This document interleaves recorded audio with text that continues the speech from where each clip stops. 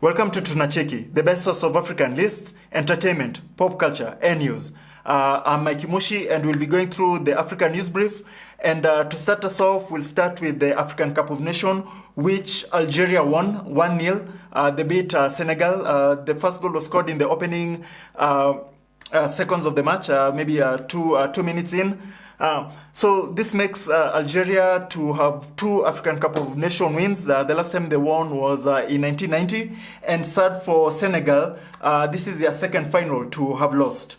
So congratulations to Algeria. We wish you big congratulations from Tunacheki, and let's see what the next African Cup of Nations will bring. Okay.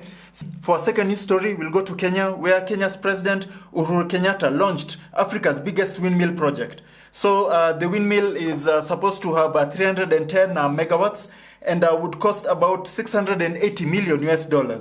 So talking about sustainable energy and the future of Africa, we see this is like the right way forward because we cannot rely on coal or fossil fuels, and of course nuclear energy isn't quite a reality for us. So we applaud the Kenyan president launching this major project, which will boost the people of Kenya, especially where it's being launched in Lodwar, which is more on the rural sides of things. So they definitely need the energy over there. Okay, so for our third news story, we'll go to DR Congo, which sadly the Ebola outbreak is out again. But word from Congo is they say don't panic, but to support them, because it's not as deadly as previous outbreaks.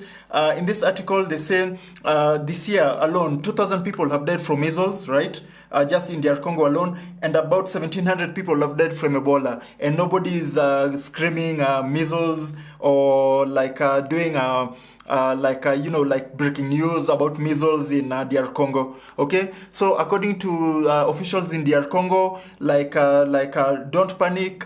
They have things under control, but be vigilant. Ebola is a serious disease, but it can be managed, and let's see how we can support the people of DR Congo, but by first not spreading false information or fear-mongering or making the situation worse as it is. They have it handled as it is right now. People are on the ground treating everybody, and yeah.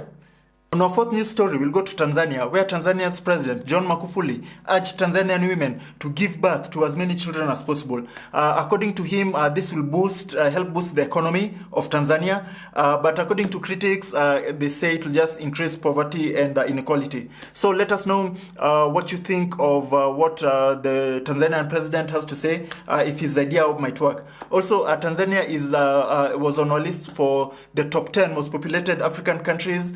So have a look at that list and see if Tanzania needs to maybe go higher on that list. It was around number 4, but have a look, maybe see who's number 1, who's number 2, and the rest, okay? For fifth news story, we'll go to Nigeria, where Nigeria's President Muhammadu Buhari called for more action against illicit financial flows in Africa. So he was talking in a conference where he was quoted saying, "Frankly, we may never know the true extent of the damage. Estimates, however, suggest that African countries lose over $60 billion annually due to the illicit financial flows." So he further urged that African countries, agencies, and security officials to look more deeply into this illicit financial flow and see where it can be stopped, or at least maybe curtailed a little bit, because right now it's just ridiculous the amount of money Africa loses every year due to these illicit financial flows. For sixth news story, it's very sad. There was a UK parliamentary report that read that African visas are being denied more than visas applications from other countries.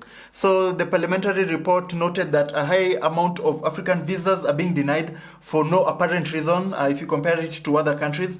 So let us know what you think about that. Do you think it's unfair that Africans are actually being targeted by the UK government for visa refusal? Have you ever applied for visa to go to the UK for visiting, just like as a tourist, not to resettle? Let us know if the process was easy or hard, or do you stay in the UK, right? And how was it easy for you to get your visa? Make sure to leave your news tips below. Help us to inform you about Africa. Okay? So, once again, thank you for tuning in to Tunacheki. If you like our shirts and outfits, make sure to check out our merch store. We sell some shirts and stuff that help us to further promote the channel. Okay? So, thank you for tuning in. Those will be the stories that we'll be covering today. For a more in-depth look at the stories, we'll link them below, in the descriptions below. Okay, and on other announcements, we will be launching South Africa, where we'll be doing more in-depth interviews with high-level Africans in leadership roles. So tune in to that. The series will start tomorrow. Okay, so make sure you tune in to that. And thank you to all our Patreon supporters. As we keep saying, it really helps us a lot your monthly contributions help us pay for the small bills and take care of other business. Okay, and make sure to subscribe to Tunacheki. Share this video with friends and family. So thank you for tuning in. Till next time. Bye bye.